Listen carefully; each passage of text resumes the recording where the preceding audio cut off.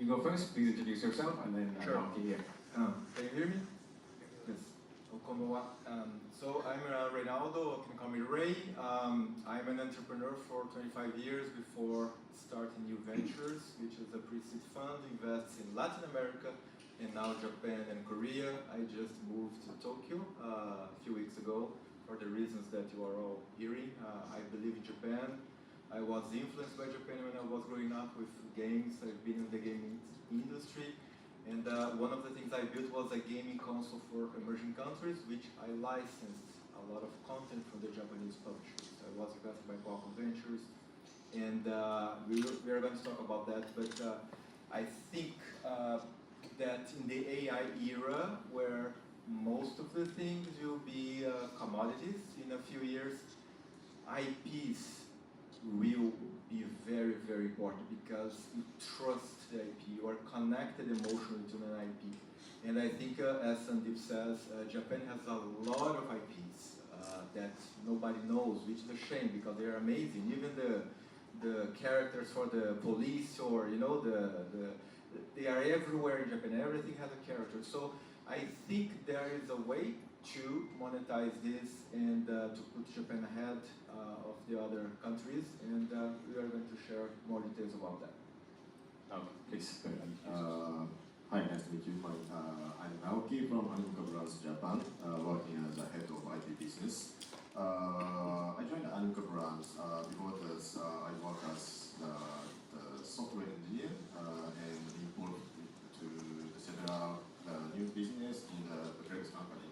But after I joined Animoca Brands, working as to plan or support creator and content to go to global market by utilizing Web3 technology. So mainly they used NFT technology for them. But as everybody knows, the kind of NFT, the market is not well for the moment, especially this year. So as Animoca Brands, so the Web3 company, we've been thinking how we could support the Japanese content, get more eyes from the global market, because there are a lot of, so within a year, there are over 300 anime series created every year. Then only a few percent goes global, and only a few percent could recoup. And in order to recoup the anime series, actually we need more viewers or requests from the global market, licensing or purchasing the series itself. So yeah, the connectivity between Japan and the Japanese content and the global market is really necessary the mechanism for the moment. So I think today we are able to talk about the kind of a new scheme to help Japanese content. Thank you.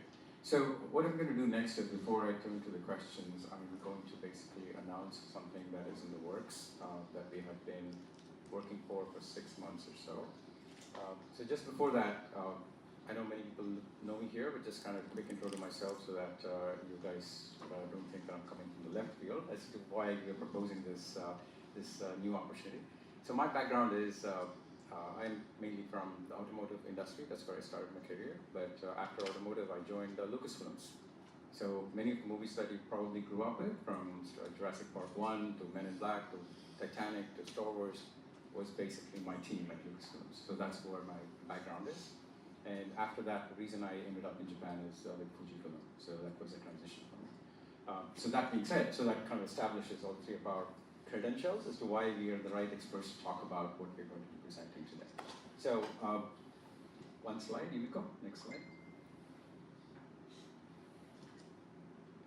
Can you? Oh, thank you.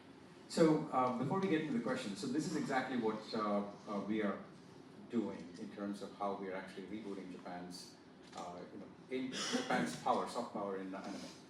This basically is a joint venture between Ibex and Animoca Brands. We actually announced this at Webex 3-4 months ago. And we didn't announce the details as to how we are actually going to go about doing this.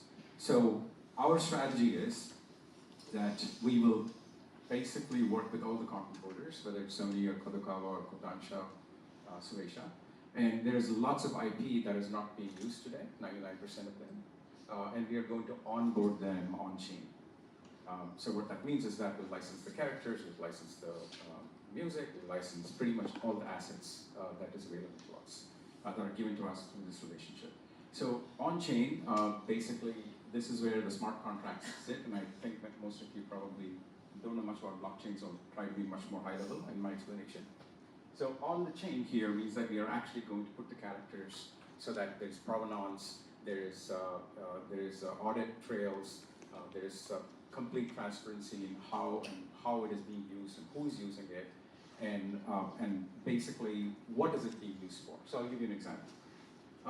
Mocha network is basically has a unique identifier, so which means that each character can have a unique ID, and that unique ID carries through the whole ecosystem of how the character is used. So to kind of bring parallels for people who don't understand blockchain, it is like the my number card for the character. So anywhere the character goes, the my number is required. So it's a unique identifier, like a social security card. And this basically, the chain, we have actually decided to build on top of Cardano. And the Cardano is basically going to be the ecosystem, and then Cardano connects to the Mocha network, right? So what that means is that we have tremendous amount of assets sitting in there, let's say 100 IP, 2,000, 3,000 IPs, of unused IPs. We make this available through a venture building process to every accelerator globally, not just Antler. We'll make it available to 500 startups, we'll make it available to Y Combinator. It doesn't matter. We'll make it available to every founder that is out there that wants to build on top of it. So the opportunities, which means that each founder can actually look at this and go, okay, I want to build a game, great. I want to build a DeFi application, fantastic. I want to build something, that is potentially educational using this character, even better. So what that means is that there's a fund associated with it. We would invest in that particular entity, let's say Startup X. And here's where it actually gets interesting. Each one of those assets that we're investing in, Animoca, which is our joint venture partner, gets to tokenize. So tokenization means basically you're creating a asset value like a secondary market for the content and the character, which means that your revenues from a content holder's perspective is actually now two classes of revenue. One, you get through royalty licensing, which is the regular way that content holders today work. The second, how many times is your assets being used basically mandates how much money you're going to be making. It's a transactional asset, right? So this creates a new allocation, which is a new asset class which doesn't exist today. So this is basically how we are going to change the ecosystem. We are going to start with Japan, and we're already in discussions in Korea for content acquisitions through K-pop, K-drama. We'll actually do the same thing similarly in Southeast Asia. There's a lot of content in Malaysia and other places.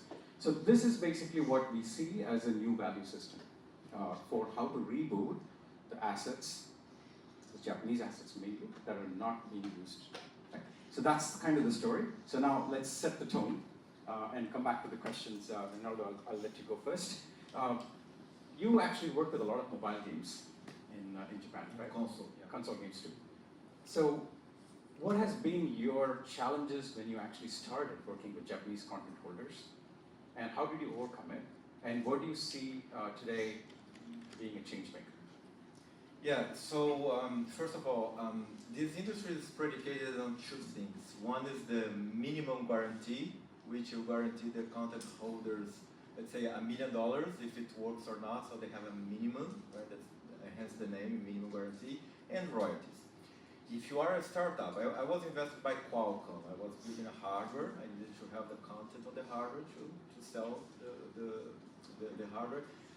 You need a lot of money, right? I mean, so I could not license as many IPs that I wanted because the upfront costs were immense. We ended up paying like $20 million in minimum guarantees, right? If the content failed, I would be in trouble.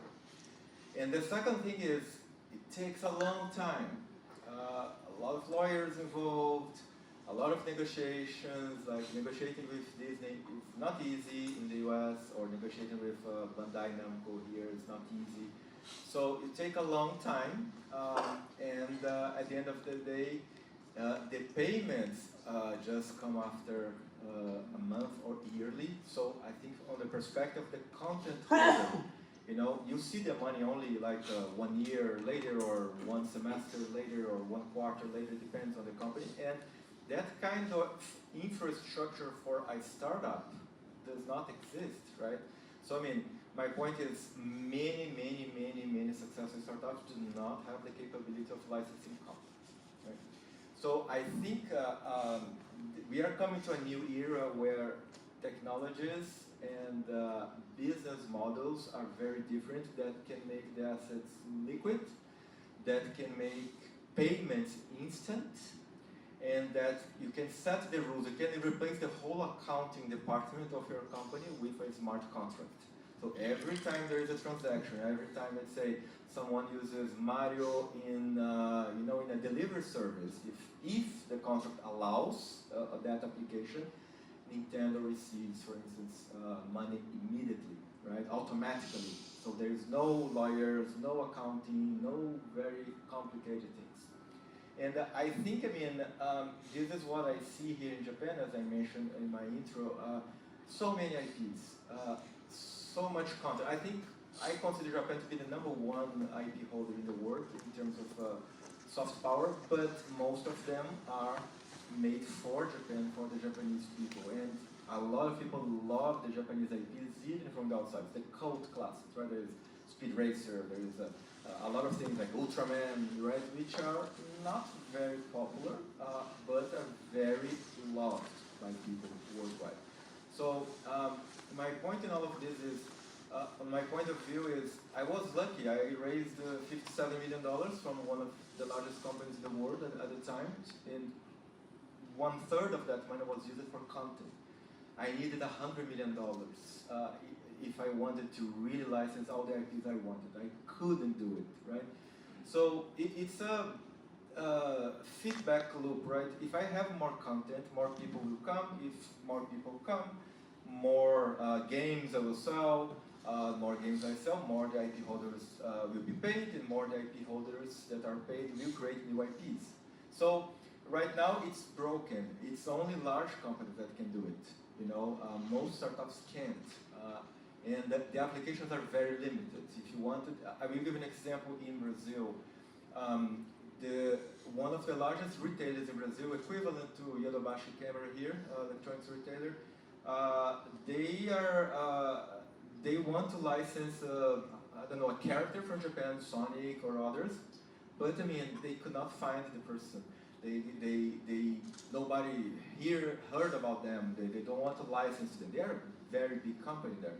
And I think, a lot of opportunities are lost because of that. There are delivery services that wanted to use IPs. There are e-commerces that want to use IPs. There are dating apps that might want to use IPs. And today, they cannot reach or they cannot make a deal with the IP holders. So, that's my provocation, which is, there is, like Jasper said, I think hundreds of billions of dollars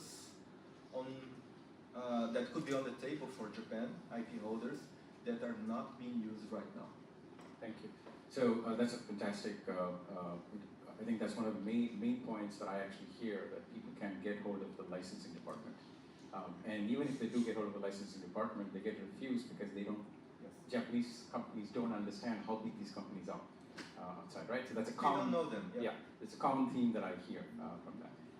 And Naoki, coming back to you, Animoca has been in the forefront of these kind of assets and monetizations.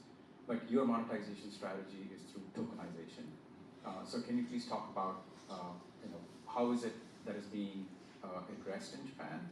What are the results that you're seeing? And what do you think that has to change from a Japanese regulations perspective for tokenization to become mainstream? So while I work in Animoca Brands, so I use the IP for business. But basically, the making the IP character tokenized would be very difficult due to the regulation. So mainly, I use the NFT technology to make the digital merchandise or selling some utilities, giving some opportunity to interact with more experiences. That the most difficult part in the IP industry in Japan is because because the country NFT and Web3 is not the hot topic in the industry, and everybody seeing the AI. And the worst case was, when the NFT was a boom in 2 years ago, most people consider Web3 and NFT is a money grab technology. So most people didn't see the deeper, so didn't see the Web3 technology itself with appropriate perspective. So that way, even if it is not the boom now, though, but even if we propose some IP holders to use the NFT, the content for NFT, many people refuse it, so decline our proposal because they don't want to use the content for NFT. And now I asked them, why do you decline it? And then why do you want to make it in NFT? And they don't have a particular reason, because just they don't want to do the NFT with the contents. And so the reason is they don't have much knowledge about the Web3 and NFT, also all the technology, the perspective. Then they stopped to learn the Web3, I think 2 years ago, so when the NFT was boom. So in order to get more opportunity for the IP contents and creators, need to have, so like Animoca Brands, we need to have more education. We need to make the education opportunity for them. So how we can use the Web3 technology in the appropriate way in order to get more the value from the market. Right. Thank you. So I think one of the things that you said caught my eye, which is their AI is taking over Web3. So the counter, I'm going to come back to you, Reinaldo, because I know you have a lot of thoughts on that. Actually, AI is taking over content. Right? If you look at Sora, if you look at Runway, if you look at all of those products, they are actually outperforming, for content creation, right? There's quite a lot of assets now in Hollywood that we actually don't use real background plates. So if I want a background plate for, let's say, Shibuya Crossing, I don't need to go to Shibuya Crossing to shoot that content anymore. I can actually train an AI model to get me the same assets, right? So I don't really think that Web3 is actually being replaced from a standpoint of AI. I think it's a misunderstanding, as you pointed out, that people are not really understanding either of the technologies. They don't understand AI, they don't understand Web3, just look for buzzwords, right? So, Reinaldo, I'm going to go back to you. So you have a lot of opinions on how AI is going to disrupt the content industry. Go ahead. Yeah, we are seeing this today. In 5 years, majority of the content of the internet will be AI generated. That's not good, actually. Part of my French learning sucks, so it's very bad. But it's so cheap, everyone can do it, right? So that's one thing. The second thing is, for me, IPs are about emotional connection, and when you have 99% of the content of the internet with fake videos, fake IPs, fake characters, which one will you choose in the sea of millions or billions of opportunities? Well, the Gundams, the Metal Gear Solids of the world, which people grew up with, like myself, the Nintendo. Nintendo, for me, is the best company in the world to handle IP. They did it very, very, very well, and that's the reason they are successful against the giant Sony and Microsoft in the console space, because they do not have the resources to invest in R&D and more powerful consoles, bigger teams, and etc. So they focus on IP, right? So Nintendo Switch will be probably the best-selling console ever. The way it's going. So my point on all of this is AI is a tool, but the emotional connection, the memories, like music, right? Everybody here has a song. When you start singing that song or hearing that song, you remember immediately what situation in your life you heard that song. It's very emotional, and people want to buy from the artist. People want to buy a shirt, T-shirts, So I think, Japan has a unique characteristic of being very deep in the characters. Even Hello Kitty, which is very simple, it's very deep, right? It's very universal. It has not aged a day, in my opinion. It's universal, still loved by people. I think it's from 79 or 8 or something like that. So it's almost 50 years, if not 50 years. But people still relate to that simple, cat with no mouth. Which is universal. Japan has that built-in, maybe because of the Shinto, religion, maybe because of the way Japan developed. I don't know why, but that is deeply appreciated by foreigners. They don't know why, but it's deeply appreciated. They just look, oh, that's very cute, that's very awesome, and etc. So, how can we make AI a tool for the content creators? But their IP will be the engine of the content creation. They can use AI to create different ways of using that character, for instance. But at the end of the day, people will buy because of the IP, like we buy because of the singer, because of the artist. We do not follow yes, there is AI music, a lot of AI music on Spotify. It reached #1, I think, in some countries, the AI-generated music, but because Spotify controls the algorithm of distribution, not because of emotional connection. So when this is past us in 5 or 10 years, I think the world will be back again to value IPs a lot more than they do today. And the opportunity for Japan in the next 10 years is exactly that.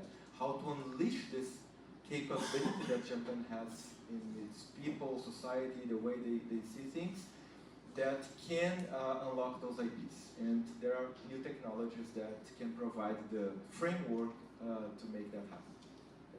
So shifting a little bit away, and during the same time that NFTs were so popular in the 2022 timeframe, Metaverse was also very popular. Facebook even changed its name to Meta on the pretext that it's going to be all Metaverse. It didn't pan out well, mostly because of infrastructure issues and GPU issues. So from Animoca Brands' perspective, you actually acquired a company called Sandbox, which is a Metaverse opportunity that is slightly trying to pivot. Can you talk a little bit about how that is going to play a part in anything that we do with content IP moving forward, and how it actually has changed, how it has pivoted since 2020? In the Sandbox? Yeah, in the Sandbox. To be honest, because I'm not a member of the Sandbox, and the Sandbox also has an entity, Japanese entity, so we run the business separately. I see. Yeah, but recently I spoke to the founder of the Sandbox, Sebastian, and the current account manager. So what's the plan and what are they seeing, and how do they want to work with Japanese IP? So I would say in short though, but they said it was very tough. So to work with the Japanese IP, because the audit process and the minimum guarantee was expensive, and I think the most difficult part was audit. I think because when somebody make a product with the character illustration or some other materials, the contents, so the committees, publishers, creator, so checking everything. So not only the character, but all the entire project model and text, sentences, everything. Okay. So it takes a long time and many learnings we have to take. So that's going to be that was really hard part for them. And but after the boom of the NFTs, I think they still seeking the chance to use the technology for the contents. But nobody, I think, within at least in Japan, could find the appropriate way of the Web3 utilization for the IP now. So the answer from me is no idea for the moment how to use it, but for the IP tokenization, it would really good approach for them, especially to use to use the unused content. Because the tier 1 content currently getting popular is really hard to use for licensing. But all the publishers and creator wants to make the money from the unused contents more because in order to make the big hit contents is not easy. They are not able to make it every time. So reusing the contents would be the very important for the business now. But after the tokenized the IP, the most important thing, because I mentioned about the audit, right? So how and who manage the audit process? Because the content creator side doesn't have enough resources to review all everything from the methods of the request, right? So I believe that AI can help that. So tokenized IP mixing the AI, so can recognize the proposal from the licensee if this brand meets the requirement for each IP characters, right? So that kind of mix, the technology. Absolutely agree, and that's exactly why we have this, right? Yeah. It's actually doing everything that you just said. Just one comment. I think the opportunity here is, I call it micro licensing, right? Today, these IP holders, at least in my experience, they just license in packages or industries. Okay, I will license my game for mobile or my character to use in campaigns for, I don't know, a retailer in a certain region. And I think there are many opportunities of micro licensing, which is, okay, if I want to use Hello Kitty on any application approved by the licensor, I can do it without wasting time. Only finding the right person, which is overwhelmed because everybody wants to license that, is very hard. So you could do that online. They just approve the use cases. Okay, Hello Kitty can be licensed on school backpacks, can be licensed on this. It's very cheap, right? So everyone can do it. And I think that will actually increase the exposure of that IP and the value of that IP. So I think that's an opportunity that's possible today that was not possible 10 years ago because of these new technologies, which I think this is one of the few really good applications for blockchain technology and smart contracts. People are trying to use it and etc., but there are few applications that really work. I think this is one of them. Imagine if you are content licensed, you see a dashboard, and say, okay, I will approve Hello Kitty for this, this, and this. The cost for backpacks would be 1 cent or $1 per backpack in that region, and other region will be different, etc., etc. Press a button, and done. Whoever makes backpacks or with approved art from the licensor can do that online right now without spending time, with a low cost, and that will increase the exposure. I remember in my gaming days where I remember going to Thailand to Chatuchak market, which is the largest open market in the world. In 2010, there were Angry Birds merchandise everywhere. T-shirt, all of them pirated or fake, right? So imagine if you could capture that for the makers of Angry Birds legally, and paying a small fee.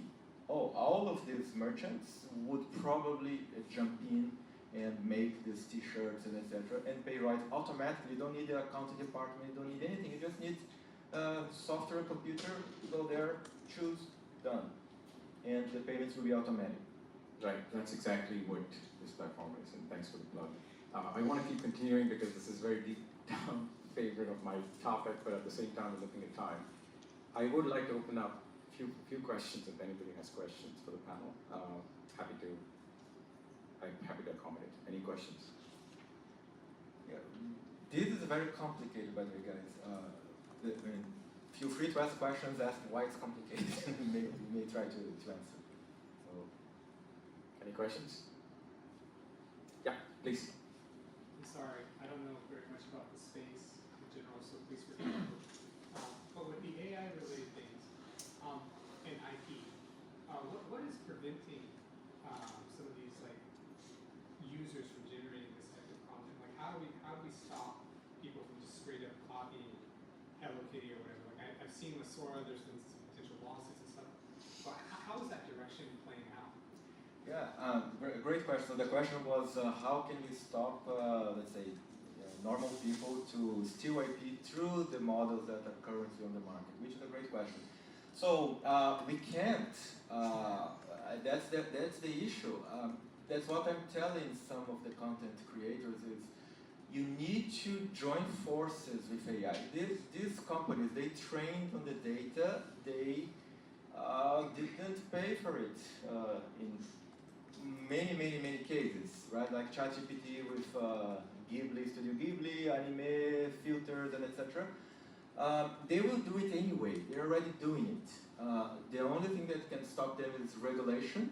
So this is a crime, copyright infringement, something that the government can do, and I think they should do. But most importantly is, in a way, your content is loved by so many millions or billions of people that's being used all the time, like the Ghibli. It was the most successful product of OpenAI, was the filter of anime. They launched on ChatGPT. That drove the most users to ChatGPT. And they got 0, right? So imagine if they can do this micro-licensing or something like that, right? I mean, okay, OpenAI would pay 1 cent per generation of filters. Then I think that's the best. It's an economic and the user experience way to stop this. It needs to be very cheap and very accessible and very quick, so people can receive their due for their creations. But I mean, there is no way to. It's just law in general. I mean, there is no way. There is technology, but it's like chasing a rat. You will find new ways to cheat and to do things. So yeah, it's a great question actually. So I will answer that question because I would like to. I'm not so diplomatic. So it comes down to, because I'm never diplomatic, I'm just what you see is what you get. So basically the problem here in those kind of situations is that it could have been easily, Ghibli could have easily made money, right? Could have easily made money. They could have just basically made a filter out of it. Eventually it's going to happen. Right? Piracy will always win, right? If it's like a teenager, if you tell the teenager not to do it, of course they're going to do it, right? And that's basically where we are in the AI spectrum right now. So what that means is, if Ghibli had just basically agreed, okay, that's fine. OpenAI has done this filter. You've already done it. Fantastic. Let's just make a deal, just like Reinaldo was saying, right? But Miyazaki-san's ego wouldn't let that happen, right? So that's basically where we ended up with Ghibli. On the other hand, let me tell you, the Japanese content holders had a similar issue not so long ago. 10 years ago, there was a company called Crunchyroll. And that company basically was scamming. They would basically use VCRs to capture the morning cartoons in Japan, move the VCRs to US, put it on the website, and they would make $7 million a month, right? So what did the content companies do in Japan? They basically bowed down and they basically said, fine, we will sell this content to you. And that basically changed the industry in Japan, and now the same people that were actually against the piracy are working with Crunchyroll, and they're paying, Crunchyroll is paying them huge amounts of royalties. Right? I will share, sorry for taking so long, but I will share another case. So, emulators for video games, right? Someone reverse engineer the hardware, original hardware, then you can run the game and you can download them on the internet and run on your computer, on your phone, etc. They are everywhere. When I was doing my gaming console, I actually developed an emulator. A lot of people do that and just let people buy it. I said, no, I want to license the content from Japanese publishers. I went here, talked to many companies, won't name them.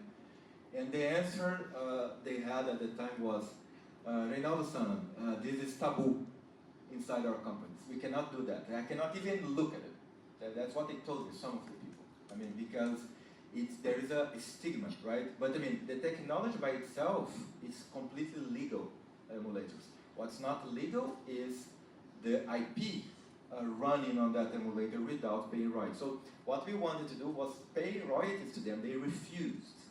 Some of them, a couple here, accepted, and they made a lot of money. The others refused because, as Sandeep said, I think, was pride, which I understand. I mean, they work so hard, etc. And but I mean, the markets will move anyway, with your pride or without your pride. So I think people need to adapt, right? I mean, there is no best case scenario here. I think there needs to be a compromise in a way, because I mean, your content will be pirated, is pirated anyway, right? So what Netflix did and all the streaming service was make it so cheap that it's not worth it to pirate, content for movies and etc. Because before you need a computer, you need to very technical download from torrent. I mean, it was a pain. But now you pay $10, $20 a month, and you can have literally hundreds of thousands of IPs. Yes, they make a lot less than they did for the real licensing, but at least they do it.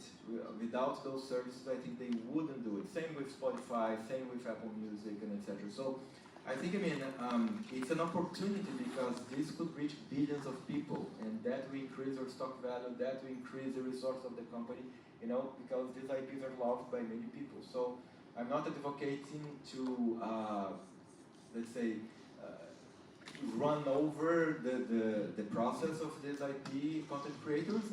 I'm just saying that there are ways to micro-license IPs that will make you a lot of money, will not infringe on your creative rights or anything like that.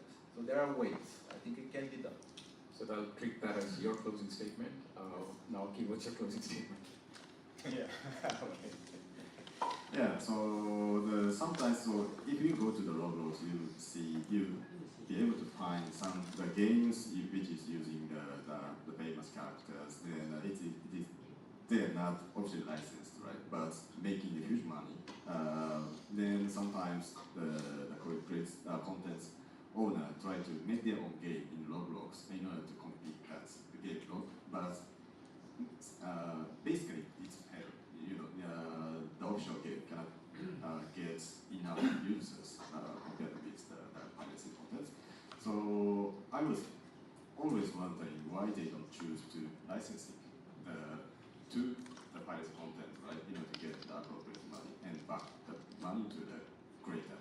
So, but for the micro licensing, utilizing this technology would change the mind of the creators. So people do the piracy. Just paying a small amount of money every time, they are option promoting the content, right? So I hope this technology can help not only for the great content creator, but also licensing company and licensees to get more chances and opportunity to make more to grow the market.